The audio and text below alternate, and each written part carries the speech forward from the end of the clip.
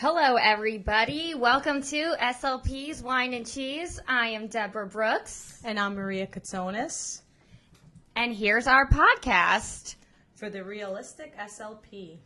Welcome, everybody. This is our first podcast ever. And we are going with complete is better than perfect. We have tried to have 2 microphones work. We have only got one. So we are rolling with it. Right, Maria? Yep. Just going to talk the way we naturally talk. And there just so happens to be a microphone here. Exactly. So our goal here is we're going to talk about the life of an SLP during work hours and also before and after, and pretty much everything that led us here, and, you know, however we feel about each day or our lives in general. So you're welcome. And then go ahead. Sorry. Yeah, no worries. We're also going to obviously drink some wine and cheese. That's the name of our podcast. Mm-hmm. And we're going to talk about the delicious wine and cheese we're having. And also, in addition, we're going to have tips and tricks. And these are going to be tricks and tips that you can use right here, right now, or your next time you're in your sessions. Like tomorrow, because we're not trying to give you, like, some nonsense that you need, like, a ton of equipment to do or, like, preparation. We're just going to say, this is what works for us. Maybe you could try it tomorrow with all of the skills that you have on your own person. No color coding. No. You don't have to laminate, print, buy everything. Yeah. So let's start off with our first segment, which is our wine and cheese segment. Maria, take it off. All right, so we're drinking Barone Fini. I hope I'm really pronouncing that the right way. I apologize if I'm not. So it's from 2015. It's Pinot Grigio. It's dry wine.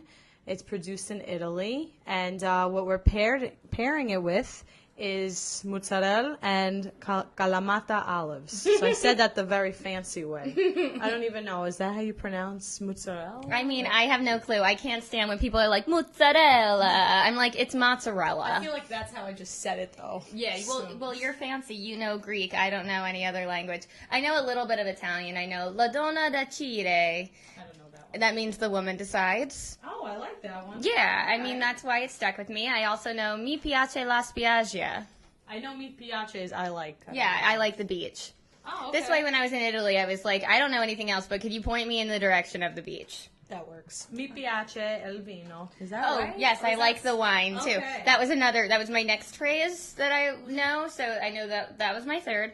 And another one I know is no bisogno, and that means I don't need. And that's what I say to people when they offer things to me on the street in Italy, no bisogno.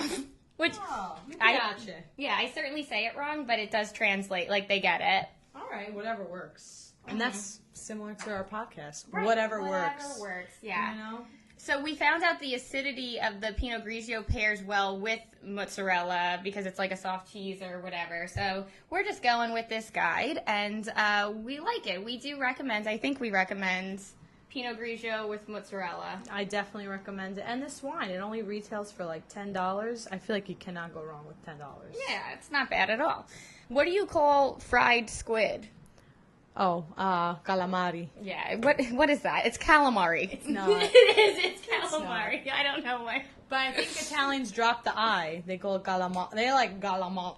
They're like when it's they, like old Wheeler. Like, I Yeah. don't know what's going on there. I'm like, it's calamari. Or they It's change like the C to like a G. Yeah. What Italian translation has C as a G? Like C is usually like- a CH. They're like, Cibo is food, and that's CIBO or something. Cibo. So it should be like Chalamar. do we need phonetics right now? I don't feel know. Like, what's...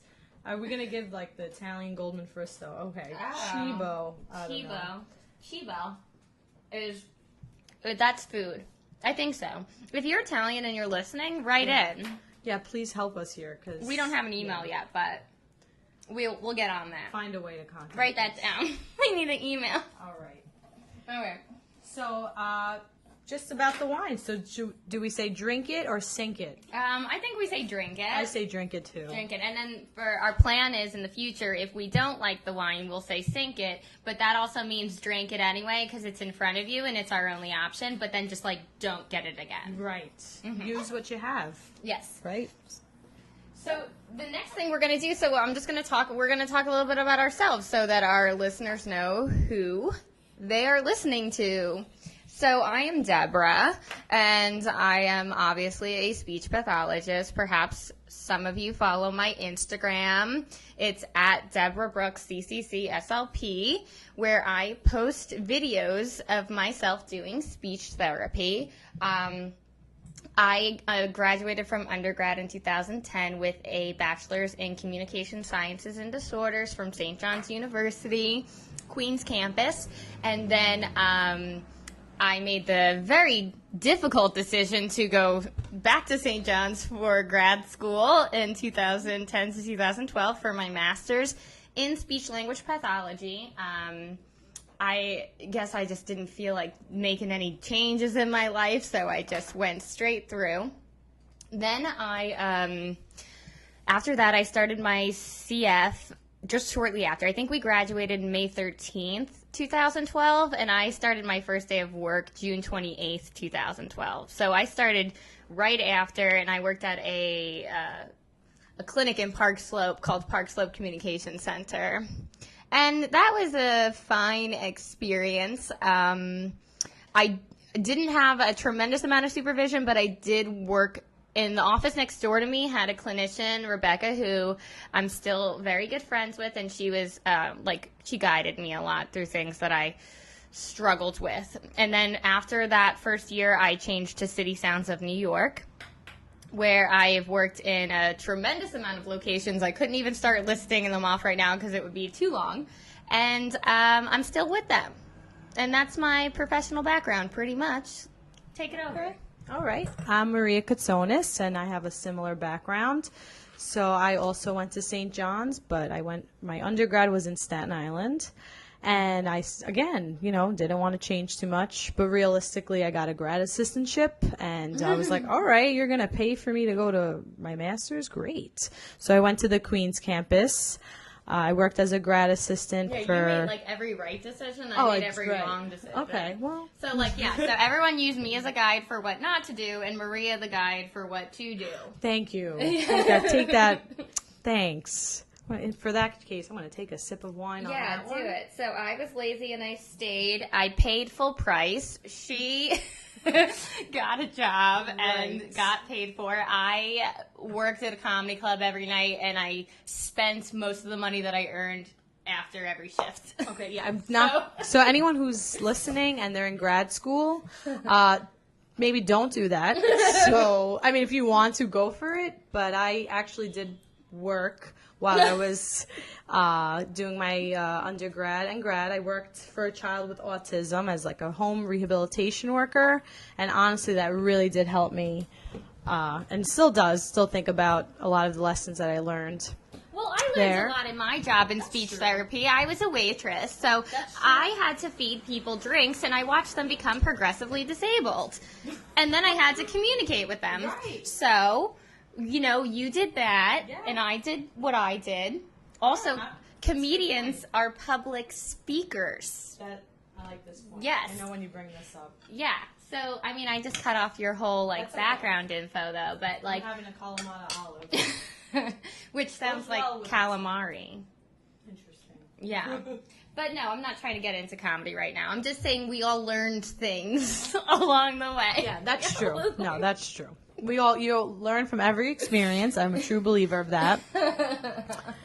So, yeah, similar to Deb, I went to the Queens campus. I was a grad assistant. So if anyone's looking into grad schools, definitely apply for grad assistantships. If you don't know what that is, it's pretty much I don't want to say a slave, but you do what they say because they're going to pay for your master's. Mm-hmm. And what I did, I actually had to drive a 10-passenger van into the city, and we did a lot of charity events for homeless people and just anything they wanted me to do. That was sweet. Yeah, it was good. Good for you. Thank you. That was nice. I didn't do that. They made me do it, right. So.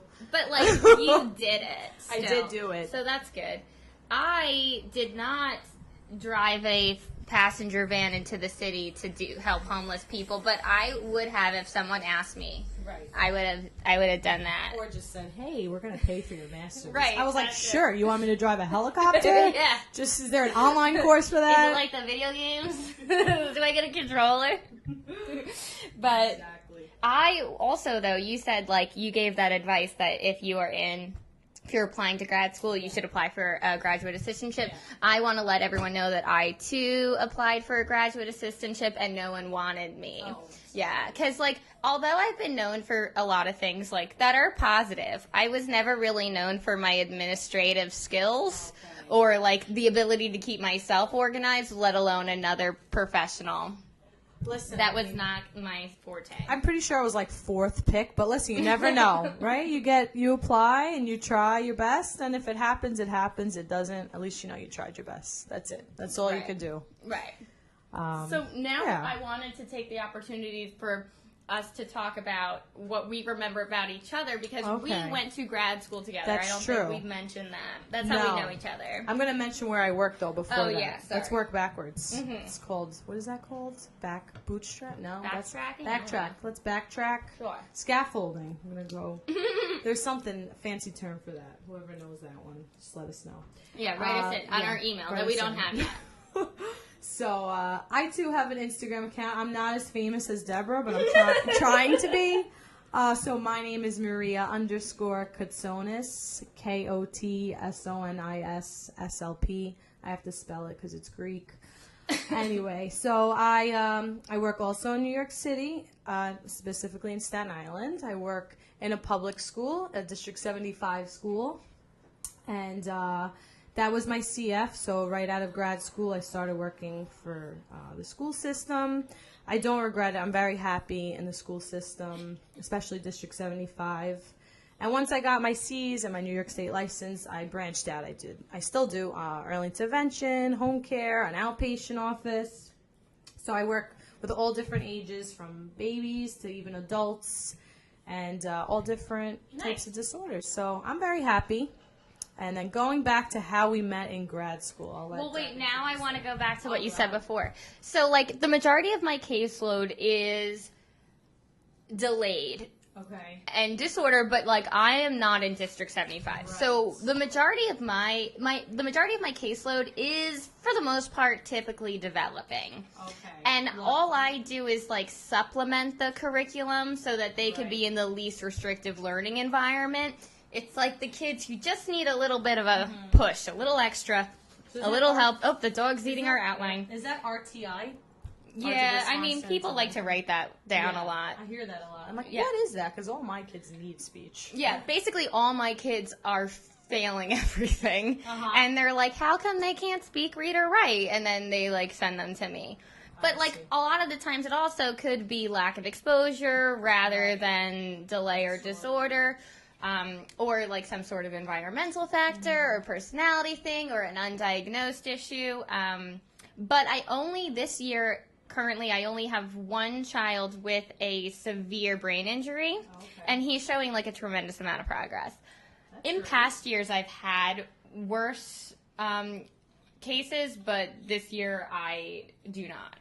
How do you like the change from like having typically developing... Well, I mean, I never got into this thinking that I was going to work with the severely disabled population. That wasn't really what my number one dream was. And I used to, in the beginning of my graduate studies, I used to feel guilty about that because so many of the girls in the program would just be like, autism, autism, autism. We love autism. And I was like, please don't give me anyone nonverbal. I can't figure out the podcast, let alone an AAC device. But when I started to work with that population, I did find a place for them in my heart. Right. Do I think that's where my number one skill set lies? No. I feel like I could see you working with kids like this because, I mean, I work with kids on the spectrum. District 75, for anyone in New York City knows, these are the most severe kids. So I have a lot of nonverbal kids with devices, pretty much the opposite of Deborah's kids. Yeah. All my kids don't stop talking. I'm constantly like, hello. It's only me. Turn taking. Yeah.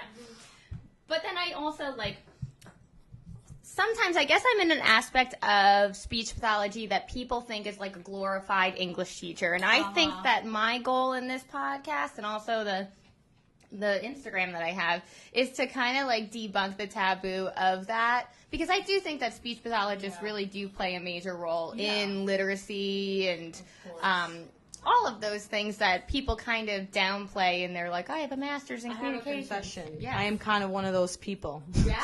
Yeah, because when I was applying for jobs, I did interview for general education, or they're called community schools.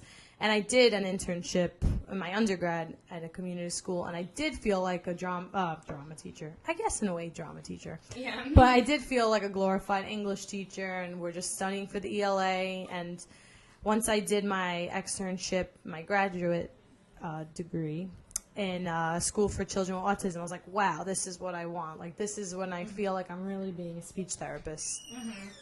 But I will say that it can be a little draining I at don't know how to use times. two microphones. So, yeah, it can be draining, but you gotta know how to stress relief. And that's kind of what this podcast is about. Step 1, wine, stress relief. Yeah. Step 2, yoga. And you have to kind of know when you need a break and all that fun stuff. But Yeah. I just came in. He likes to always, just come in, say hello during.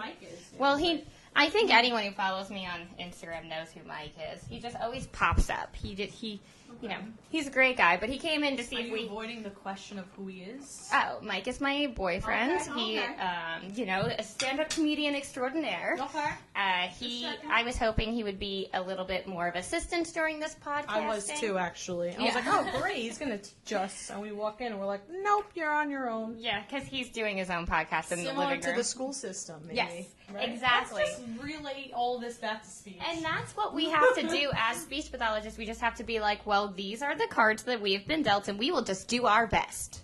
I agree with that 100%. Yeah.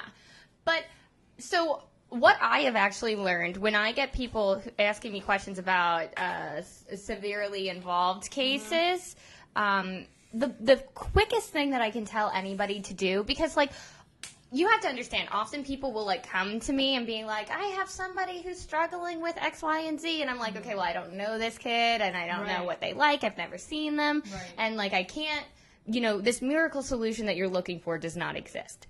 But I do find that all of these nonverbal kids, if you hand them something, they will take it. Oh, not always, but okay. For the most part, anyone that I've worked with, for the most part, they'll take it. And then you just need to give them a job to do with that. And that's your first segue into, following directions and starting the receptive language. Okay. So that was what I did with the kids that if I ever was really significantly struggling with what to do with somebody, I just knew, if I handed them something, they would likely take it from me, even if it was just, instinctually. And then I worked to teach them to do something with that thing. Following directions. Yeah, so, for instance, I had... Object manipulation. Yeah, I had... I used to use Verbal Me. It's a free app on the iPad. And it's just free, and it has yes, no, good, bad, and then red, yellow, blue, green. And then I had these blocks that were red, yellow, blue, and green. And then I would put 4 mason jars out once we got to the highest level, and I would hold up a block, and I'd be like, what color is this? And then they'd have to hit the color on the iPad. And then I would put one of each in each clear mason jar, and they'd have to pair it with the right color. And that was always my beginning activity to use with anybody who was nonverbal, who didn't already have a device. Okay. Which none of my kids ever had a device. Okay. Well, speaking from someone who has a lot of kids with a lot of devices. Yeah. Okay. I mean, you can definitely do it that way. My biggest thing is when I first started at the site that I'm at now, I had a lot of little ones coming in, and they really didn't understand the function of language. So I put them all on PECs, and that's what I feel like really changed everything for them, because they have to learn that I do something, I get something, and this is how I'll explain it to parents. So it's not that your child with autism doesn't know or won't know how to communicate. You have to teach them. Where a typically developing child, they have that innate ability to learn language. Oh, they point, they ask for it, and they get it. Where a child with autism, you have to positive reinforcement. Oh, I pointed, I got it. I exchanged a symbol with you, I got what I wanted. So you have to teach them the function of language. There has to be that immediate natural motivator. Right. So, so I took a course at ASHA that was all about the intrinsic motivation. Well, you know, like, That sounds so fancy. I went to I was ASHA like, I this did year. PECS, you know, PECS, Picture Exchange Communication System, and you're like whipping out the ASHA already. Well, listen, it was in LA. Oh, I that was have fancy. been, Now I'm gonna compete I have had my C's for 5 years. I have not gone to ASHA. Then I find out ASHA's in LA, and I'm like, well, it's very important that I go work. Right. Work. Don't you know that I will be the best version of myself if I take a week off and go to California? That's true. So- It's all for the kids. You always gotta Yeah, go back totally to for the kids. I did it for the kids and not at all for the sunshine or the time off of work. But I learned cool things there, and there was this course that was all about the natural motivator. And that it has to have a direct connection with what you're aiming the child to say. So it was for like severely nonverbal clients, and you want to make sure that like whatever word that you're teaching them has a direct relationship with them saying it. I have heard something similar. I think it was actually my CF mentor who said that she heard or she read somewhere to not, even though we were kind of guilty of it, to not teach just more. Because what is more? You want more of what? Right. So even if it's just signing, ASL, just signing more, don't teach them to sign more necessarily right away at least, because they're going to just go around asking for more. And more what? What are they asking? Right. So when I was a CF, I had a student nonverbal. Everyone tried AC with him, and you know I had the tough class, quote unquote. I mean, I love these kids. They were all nonverbal. They all had devices. So I teach him to sign for music. So I had to learn to sign for music. But eventually in class, he was just always signing for music. Yeah. So they had to always redirect him. And they're like, Maria, he's always signing for music. I'm like, all right, well, he's telling you that he Yeah. wants music. Like, he is. Speed it up now, Yeah. guys. This is boring. Where's the music? Like, So that's how he would communicate, you know, with sign. And he actually was doing a lot better with sign than with PECS and just signing for more. so what's your first step when you start doing PECs?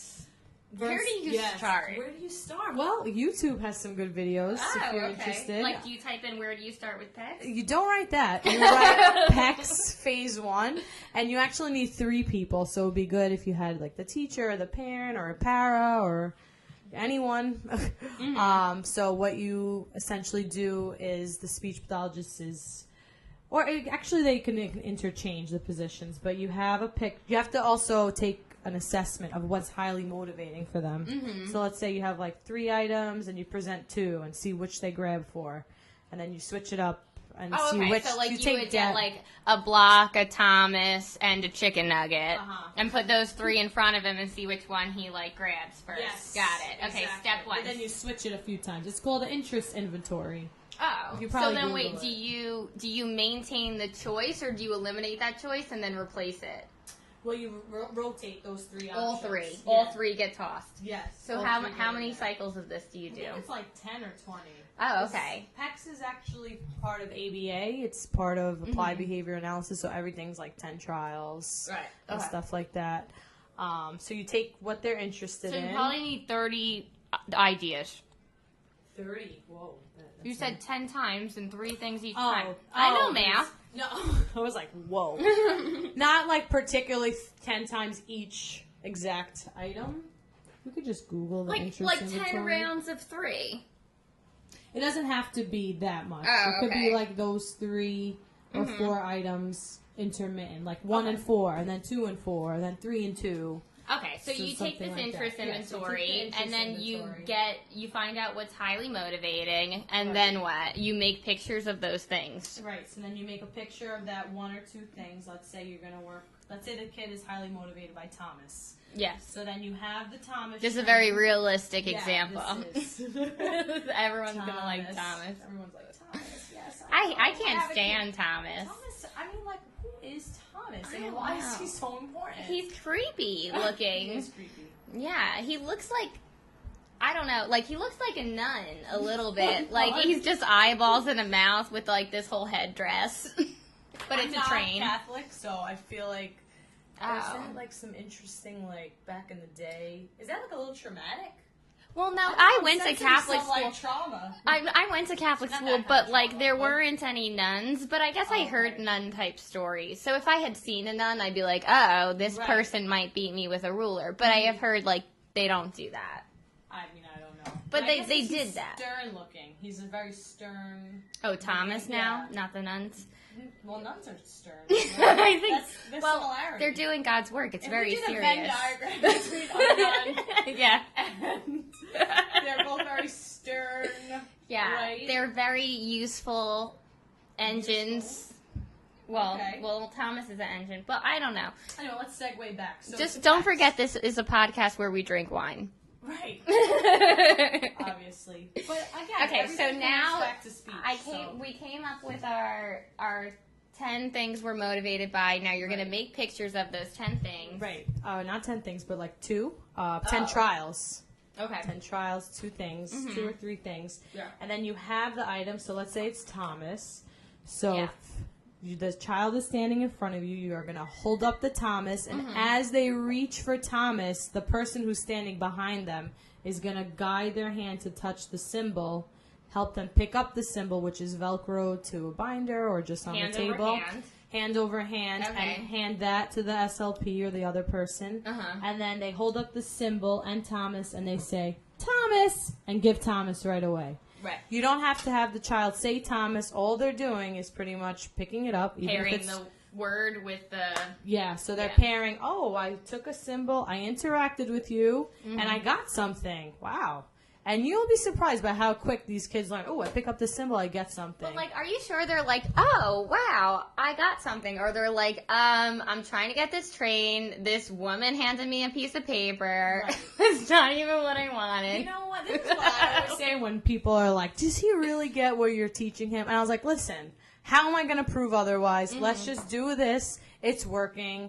And let's just hope for the best. So that's, Right. if a parent, or someone does say that to me, I just say, listen, what other option do we have, right? We're going to keep pushing forward. We're going to keep trying. And honestly, it really does work, Pex. I've seen it work. I've tried it with the kid who was like 3. I had him like in early intervention. He was the summer of him being 3, and it was a little too soon. He wasn't really getting it. But now I still communicate with the mom, and he's in preschool, and he's already on phase 4. Oh, good. So, and I was like, I knew he was going to get it. Like, I tried it with him and, like, early intervention just to kind of expose it to him because he wasn't making as many sounds and words as I hoped. Right. So I was like, all right, he needs another mode of communication. And mom was like, I don't know if this is going to work. And I was like, listen, Mom, we're going to try it. And she was open to it. And now he's already at, like, phase 4 or 5. Have you worked summers? Like, have you gotten random cases in the summer that, like, you didn't see at all, and then they gave them to you in the summer, so you only have them for 3 months? That happens Yes. to me every summer. Yeah. Oh, Except really? this summer, I'm going to say no. Oh, I'm not working this summer. I'm not either. going to, well, We're I'm working part-time. I'm Yeah, working but- part-time at a nursing home, but I'm not going to Okay. I'm not going to do CPSE or anything. Wow. I hope. That's well, exciting. Today I decided. Good for you. Yeah, I so like I that. decided today I'm not Cheers going to that. Yeah, Give me a cheers. little cheers. Yeah.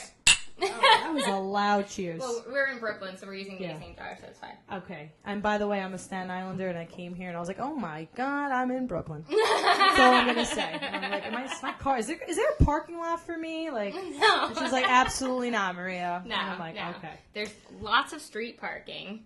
So, So- yeah, I found a spot. My question for you is, okay, so, like, I saw this one boy who had, like, parents from heaven, like, dream, Wow. picture-perfect parents. All parents are from heaven.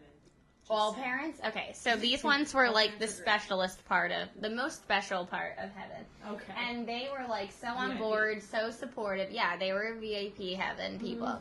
And the first time I saw this kid, they whipped out this gigantic binder of Whoa. just like a bazillion pictures, Velcro. I was like, Okay, no. I am overwhelmed. I can say no already to that Okay. one.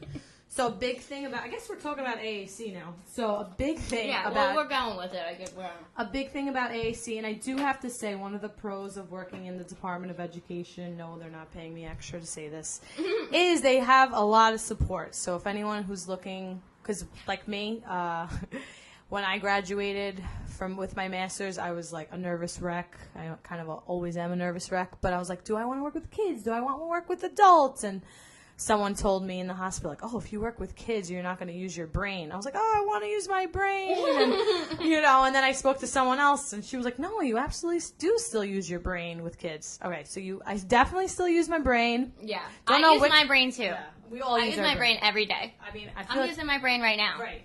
Extra hard because you have to push through the wine. Anyway, no, we're good. And my dog's chewing the table. Your dog But that's is, fine. We're going to throw this table out. seeking some sensory input from the table. Well, he's teasing. Yes. Let's try a massage. Let's try a Z vibe. I use Z Vibe all the time. Z vibes are good. Z Vibe could pay us if you're from Z Vibe and you want us to talk more about Z Vibe. I use Z Vibe all of the time because I think that it's very important to increase sensory input in order to trigger a motor response. That's true. So, like, so many people be like, well, do you know that non-speech movements don't carry over to speech movements? And I'm like, go back to school. Obviously, you enjoy just being told what to do, and you never formulated an opinion on your own. Okay, I'm just going to reiterate that doing the Z vibe is not necessarily a non-speech oral motor movement. I hope I said that right. It's providing sensory input. So ask the OTs. The OTs will agree with you. I always like increasing sensory input. Everyone's like, everything oral motor has no evidence-based practice.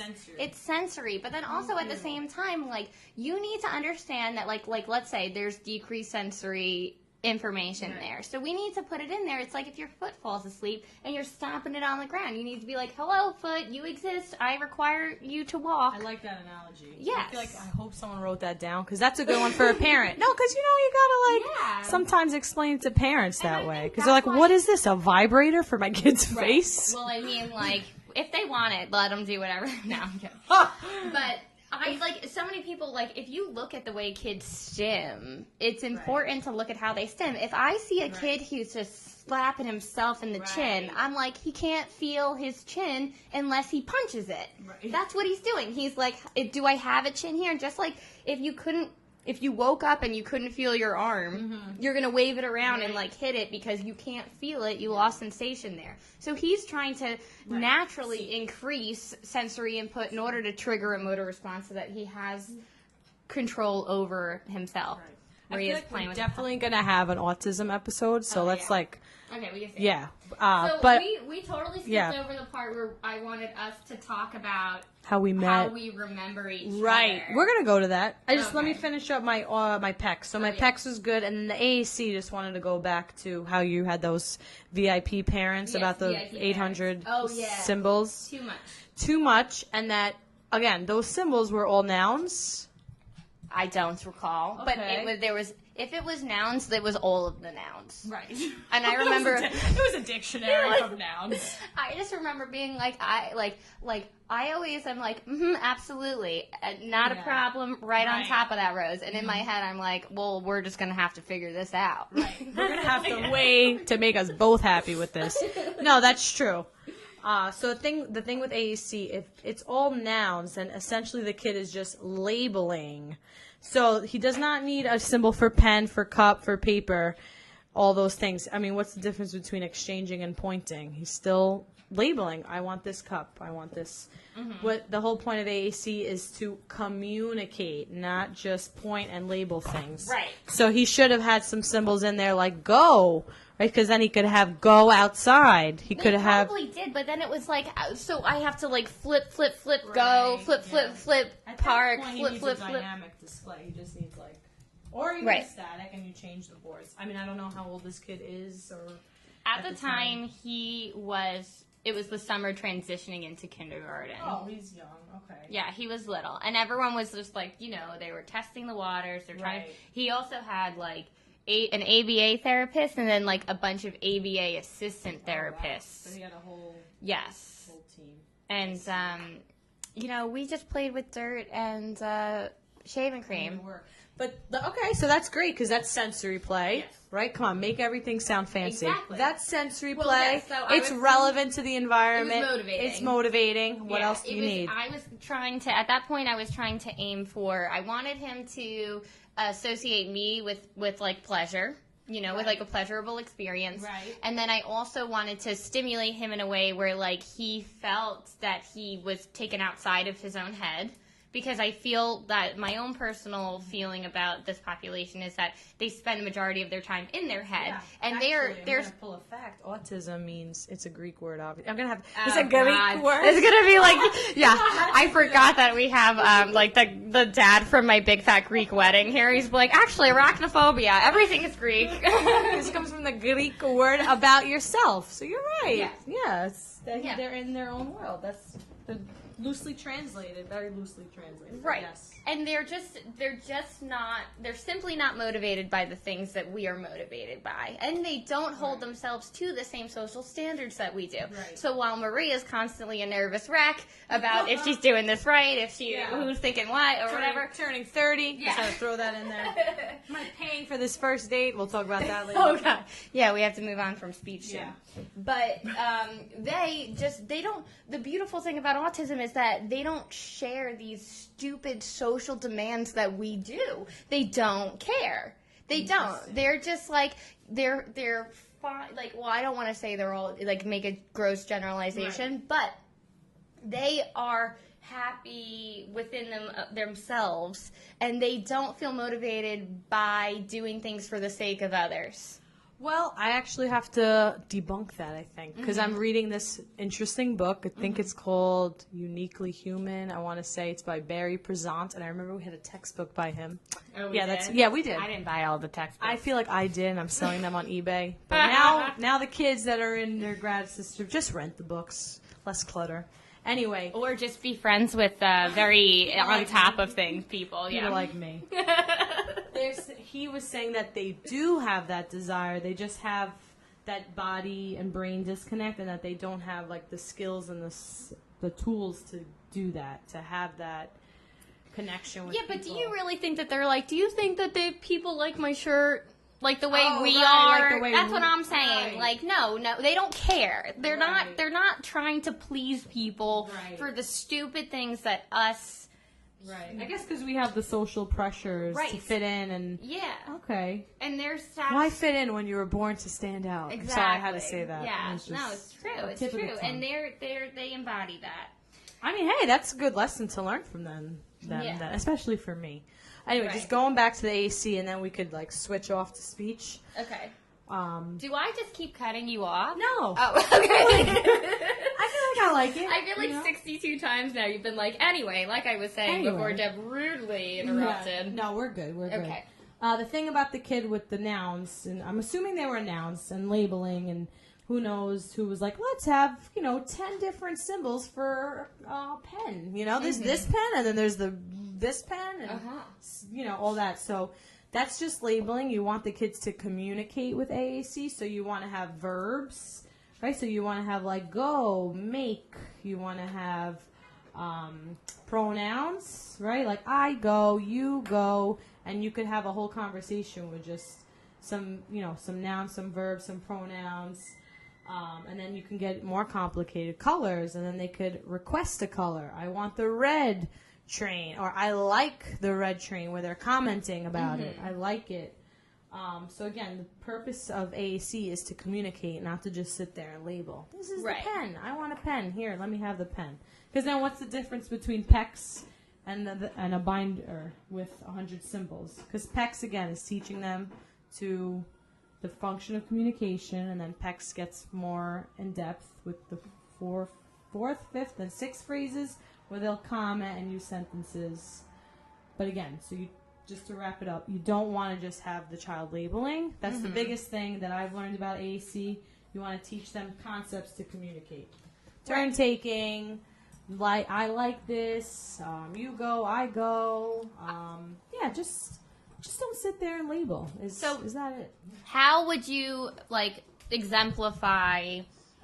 While I'm asking you this question, can you open the door and let my paranoid dog out? Sure. How would you exemplify? Open. There we go. Oh yeah. We got to device it. Open door. Open door. Right? And now Does this kid have open and door on his things? probably, but 72 pages apart. How am I going to find that? Exactly. And So to get rid in of the like spontaneous. window and attic. attic door. Like, Right. this kid gonna request the attic door. Like, when I get No. these devices, Yeah. I get like, Dad, today I saw it. It was like, Dad's email. I'm like, really? Like, is he gonna be like, I like Dad's email. Like, no, you know, so more does not always mean better.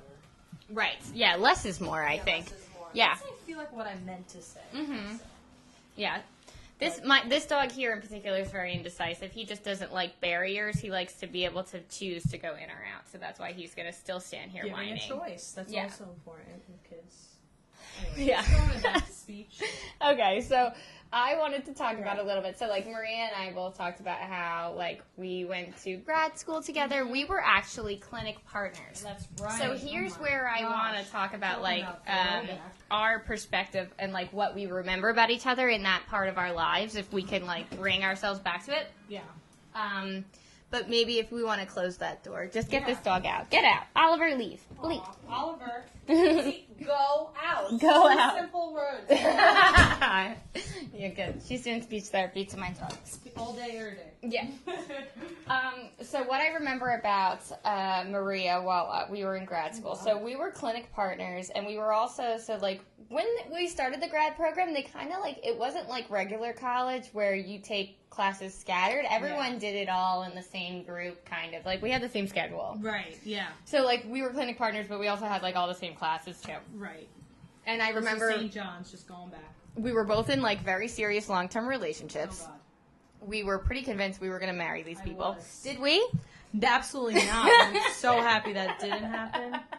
But was it a difficult transition? Oh my God, yes. Because I broke up with my ex at the time. Well, no, he's still my ex. I broke up with my boyfriend at the time, right when I was graduating, right when I didn't know if I should work with adults or kids, and I was like, should I even live in New York? Should I just move to like Hawaii? Yeah. I've actually been thinking about a change of scenery too, but we'll talk about that too. We'll do that on another episode. We've got more episodes. Yeah, we got so many. So yeah, so we were both in these like long-term relationships, thought we were going to marry these guys. Totally did not happen. We're both pretty grateful for it. Like, Yes. I'm not like, I don't hate that guy or Neither anything. Neither do I. There's some others I hate, but he's sure. not one of them. For sure, yeah, but not him. He's fine. Yeah. But yeah, so now then we were clinic partners, and I would like to say, I mean, I feel like I get a lot of positive feedback and a lot of wonderful, kind words are sent to me on a daily basis due to my Instagram. And I would just like this podcast to have Maria shed some light on like all of my imperfections and how. Oh no, I don't want to be. Well, I mean, I certainly was not I am not and never have been a perfect person. I am not. Perfectly imperfect, right? Well, even so, was I even perfect at being imperfect? You were perfect at being imperfect. Yes, you were. I'll say this for Deborah. She was definitely the creative mastermind when we shared the student. I was like, I don't know. I was just going to play this board game. She's like, no, but we can bring popcorn, remember? Yeah. She brought popcorn, and she's like, I have a popcorn machine. I'm like, you do? Sound. Oh, right. And the popcorn machine, I thought, made that sound of it. And I wanted to be motivating with the popcorn. Yeah, I forgot about that. Well, the kid loved it, and I was Yeah. like, great, because I was going to just play this game that just so happens to be in the closet. But Deborah was like being all fun and her comedian. I was sitting there taking data. Which I felt like totally describes who we are as SLPs. Yeah, for sure. Wait, do you take data every single session? Not every single session, but do I take data every single day? Yes. Okay. Okay. Yeah. I mean, like, I don't sit there. I take data, like real data, like once a month. Wow. It's okay. We're fine. Yeah. I take that, like real data once a month. Every day I say to myself, did they do it half the time? Did they do it less than half the time? Did they do it more than half the time? Did they do it most of the time? And then if it's less than half, 40. If it's half, 50. If it's a little more than half, 60. If it's most... I feel like you should slow down and say this again. This is good type. Oh. This is good advice. So I say if they did it half the time, like let's say we're labeling pictured actions and we're using the appropriate pronoun with the copula verb to be, so is or are. She is running in the present progressive ing. So the goal is the correct pronoun, the right to be verb, is or are, and the progressive present progressive verb. PLS 5 much? Maybe. I don't do assessments. Oh, okay. I don't evaluate. Oh, I hate okay. that. I'm not going to write papers constantly. Are you out of your mind? That's the least interesting part. Like, when people come to me and they're like, oh, well, he has a standard score of 70. I'm like, oh.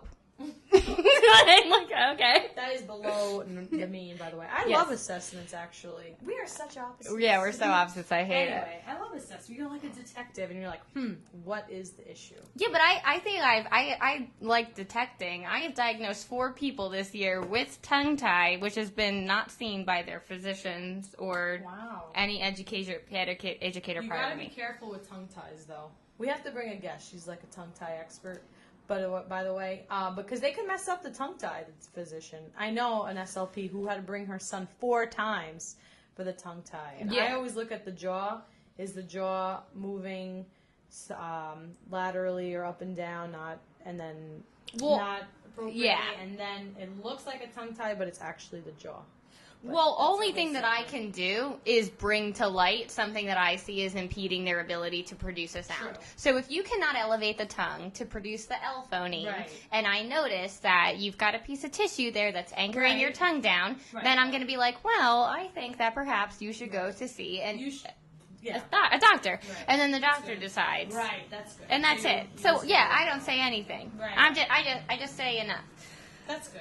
But- Alright, so going back to the dad, Oh, yeah. because I felt like that was a good So let's say I have 10 pictured actions, and it's just either he, she, or they, and then I'm going through all of them. Right. And if they can say half of them independently, and I maintain the same 10. I don't go switching things up and confusing kids constantly. We Right. stick with our same 10. I see. So if they say good. it half the time, 50%. If they say it less than half the time, 40%. If I'm pulling teeth and I'm modeling and I'm repeating, 30. I don't give really anybody less than 30. Okay. Because it just means, like, I'll put 30% with max models, prompts, and cues. It's like, why did you even do this goal Yes, if you have exactly. less than 30? Exactly. Yeah. So, like, if I'm, like, sweating blood and tears and they eventually say it, then I'm, like, 30%. Right. If it's a little bit less than half 40, that means that we progress slightly past 30%. 50% is, like, half the time. That's what I'm, like, aiming for in the beginning. Once I get 50%, I'm like, we got it. We got 80. It's coming. Because once I got 50, Right. then I know that it's there. So all I have to do is repeated exposure of target behaviors, Right. and then they're going to do it. So then once I get to 50, if they're doing it a little bit more than half the time, and they only need like an initial phonemic cue, Right. and usually they only need, at that point, they only need the cues to say sh for she, and they need the copula, the is or are. And then once they start getting it independently and they only start making mistakes, then it's like 70%. Okay. And then if they're doing it because we learned it, 80. And then once they do it completely independent, 90. And all of my 90. speech therapy goals are 85% accuracy, Wow. not 80. Interesting. Since you mentioned going to ASHA, I'm going to whip this one out. Uh-huh. I was reading the ASHA journal yesterday. Uh-huh. One with the toothbrushes on the cover. I just threw that out. Yeah. It's like, it's in my recycling If this right is not SLP real talk, I don't know what is. now. I was just like, You know what? The toothbrushes got me. I'm like, what is this about? Toothbrushes? I love toothbrushes. I gave those away as prizes at school. I like that. Everybody who learned Nothing Gold Can Stay by Robert Frost got a toothbrush because I'm like, seriously, nothing gold can stay. Take care of your teeth. What is nothing gold? Nature's first greenest gold, her hardest hue to hold. Her early leaves the flower, but only so an hour. Then leaf subsides the leaf, so Eden sinks to grief. So dawn goes down today, nothing gold can stay. And it's by Robert Frost, and he's saying nothing, especially that which is beautiful and perfect, can last forever. Wow. That's Especially deep. your teeth. So the toothbrush. So they were all like, oh, what's this big prize we're going to get once we learn this poem? And I just gave them toothbrushes. Wow. You're nice. I just, like, you're lucky you got a sticker. No, they were all disappointed. But then they were okay. like, they all just thought it was so funny that it was actually the best prize because they were so disappointed that it was just such a loser prize. Aw. That they just loved complaining all day that like it was like trick or treating and I gave them a toothbrush. Yeah, like when you got pennies back in the day. Yeah. When people used to go trick or treating. Just anyway. Yeah, hardly that doesn't happen Yeah, here exactly. So anyway, so in the ASHA Journal, Oh yeah, what did it say? it was saying how there are certain goals that you want them to meet 100%, and then some that 80 is okay, and something like vocabulary and pragmatics maybe, I don't remember exactly, or 85, 90. So that's good. So you're getting with the times. I only write 85, but all my people get to like 90 or 100. Wow, that's good. Yeah. And then also It has to just be like, so they're doing it, and we moved on. And especially like an ADL goal, activities of daily living. Someone told me this. Like if you're gonna write, I mean, I don't know which speech person would write this, but let's say they did. Like cross the street 100, like that one you want 100% accuracy. Yeah. Like I want to cross the street. 100% accuracy. Want to get in an accident 2 times, like not even once. So so there are some goals, and ADL being one of them is 100%. One time could do you in. Right. And that's not what we were aiming for. Never. No. Never. I'll just so that's how you take data. And then once a month I take serious data where I'm doing the check marks, and then it'll be like and I don't even do it on the same month of the I don't even do it on the same day every month. It's just that like I'm like, oh, I did it in May, I did it in April, and I just have like the same. I actually have data trackers on my website if you wanted to look at them. But it's like I have all WH questions, and I have all the phonemes and all the positions of words at the phrase and sentence level. And so I just write like the month and check or X. Wow, that's okay. So then you definitely take data way more complex than I do. See, I do a little a day. A little a day keeps the data away. And I don't do that. I don't do that at all. Most of the time I'm just going. And then it's like kids like to be asked questions. It's like a trivia game. So I'm like, say this, say this, say this, say this. And then they're just like, okay. But I'm for the most part, like my therapy is mostly like just going through it and like getting things done. And then I write back. This is the best advice I'm going to give to anyone. Are we going to get to our tips and tricks section yet? We already did. Yeah, so our professional career, CF to current. I'm just going through our timeline. So the next thing we're doing is tips and tricks. So let's get on board with this. Yeah. So what I wrote down was that I was going to do rhyming analogies. This is a good one. I like which are super helpful to me. I just glided. So I will do things like for antonyms and synonyms. I will be like, gloomy is too dark as playground is too park.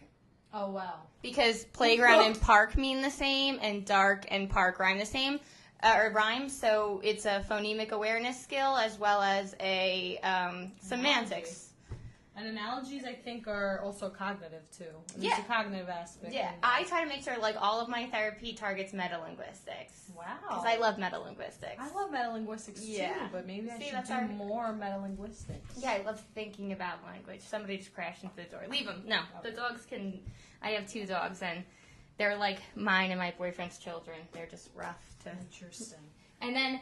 So so I have rhyming analogies. That was a synonym one, and then an opposite one would be like, I do opposites for younger kids and synonyms for older kids because it's easier to find an opposite than it is for a synonym. Right. So opposites would be stop is to go, as yes is to no, in is to out, as smile is to pout. I was going to say shout, but that's no, it doesn't mean the same though. Right. You have to think about it. Yeah. Yeah, and how about what is it? Moon is to sun, as boring is to... Fun! Yeah. I like that one. See? I think that's cute. Yeah. Do you have visuals with that? I drew them, yeah. Yeah. I don't sell them because I haven't...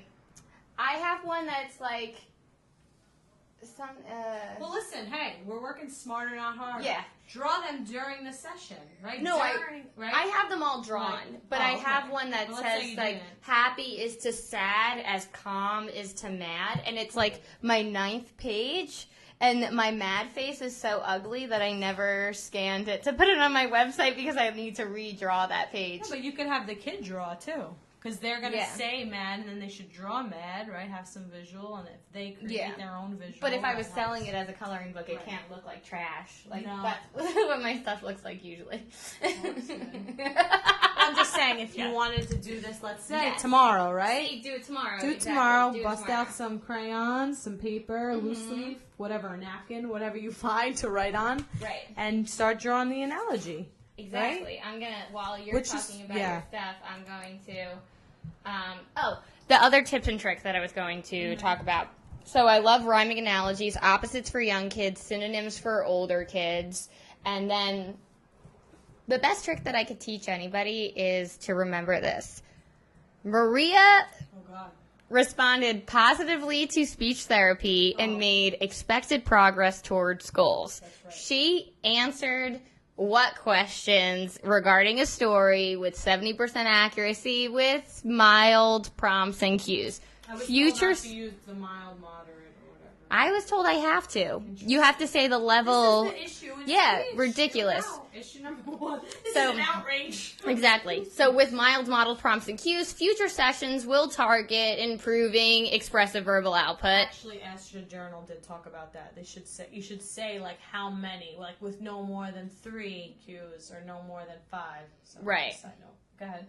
Oh, that's so annoying. Like, how much time do you think that I have in my day? So then I guess, so do whatever Maria said in my sentence. But that's what all of my sessions notes look like. So then it will be like, Deborah responded neutrally to speech therapy. She made partial progress towards goals. She required, so like the next line I forgot, she actively participated in all activities presented to her. She required redirections and like how many redirections in order to actively participate. So like I use, that's my paragraph for every single session note. That is a lot. I do not. You don't say like Deborah responded positively to speech therapy and made expected progress towards Well, I goals. do She CSIS. actively participated. CSIS is a drop down menu. Yeah. So like if I'm writing it down, Right, that? I took that from CSIS Oh, right. and then I write that in my CPSE Oh, okay. notes. I And see. I take that because I have like a Word document by month that has all my typed notes really fast. So when I do CSIS, I just copy and paste it in there. Oh, okay. Apparently you can't copy and paste in CSIS. You can't. I take it from my Word document, Right. and then I paste that in there. Because sometimes CSIS doesn't work, or the internet doesn't work at school. True. And how am I going to put my note in there? Right. I don't know. Exactly. Pasting. Yeah. Does anyone have the answers? Do you have the answers? Anyone have the answers to that? So those are Okay. that's my, I don't know if my tip is good, but like Maria said, I think she said it was 80% accurate. I liked your tip. I thought it was good. I like that it has the metalinguistic concept to it. And analogies are great, and I know the PLS5. No, I was talking about Oh, my, I thought we were my talking about... paragraph. If I say like okay. that's my tip, just if you're constantly like, what do I write in my session note? If you have a script, then you can just keep writing it over and over again. Work smarter, not harder. Yeah. That's my line, Yeah, by the way. exactly. Can we I copyright just say that? work smart, not hard. Okay. But I like yours too. Okay. Because we still want to work hard, and we still want to work smart, but just not a little extra. We don't want to be extra about it. We want to just do Right. the right amount, you know? Mhm. Okay, so my tip and trick is inspired by my day today. So I actually had a cover for another SLP who is Russian speaking, and I am not Russian speaking, so I had a lot of Russian speaking clients today. And I warned them. I said, I don't speak Russian. I obviously speak English. I said, and I was like, oh, I speak Greek too, but that's not helpful. I said it as like a joke, a little icebreaker. New parents to me. I was like, that's not anything good for you guys or And me. they're like, this girl thinks this is a joke. One of them got it. She didn't get it, but so 2 parents actually seemed a little like, a little tiff that I didn't speak Russian. So, and they, which was helpful, told me the sounds that their child has a hard time with, and I noticed, I guess Russian has like a j, like not like a j, like in garage. It's like a little extra. It's like, I don't know what it is, actually, to be honest, again, because I'm not Russian speaking, but the one they pronounced it looked like they were, like, retracted when they said it, but they said it like, so I was like, okay, so when they said that, I was like, okay, I'm not going to work on that sound, because I don't know what the correct lip position is, but I did know that there was a sh, that both children, actually, ironically, couldn't do sh, and they were doing it as a s, right, so they were retracting. So my trick is for protrusion. So if your kid is doing an S for a CH. Look at their lips, right? They're probably smiling when they should be blowing a kiss, is what I said. So I busted out the mirror, and I showed them what their lips should look like. If your kid doesn't do well with the mirror, you stand next to them in the mirror. And I actually, on hand, had some sensory sand and had them, look for the seashell. And I just kind of used a whole bunch of words like that. And the good phrases like, show me.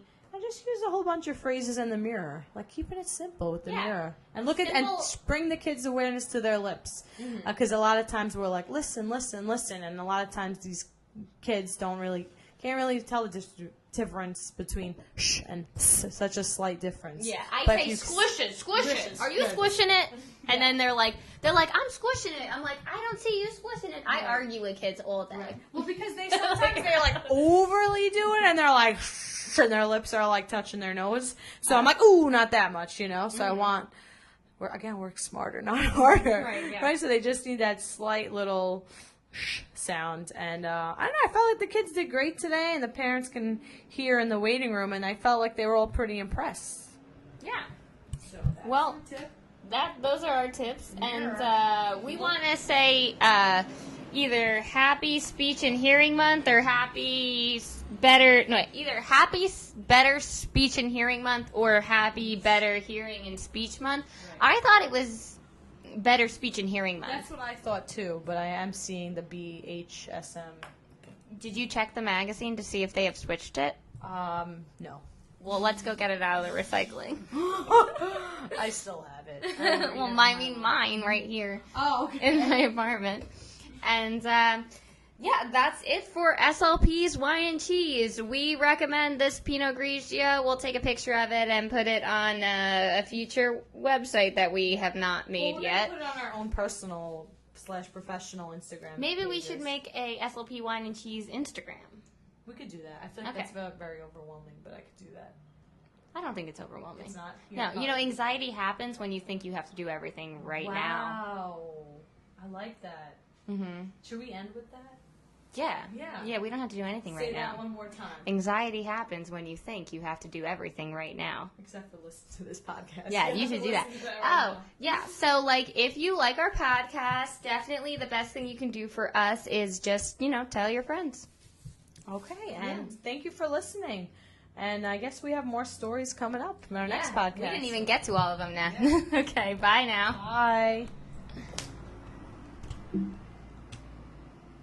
Where's my mouse? How do we end it?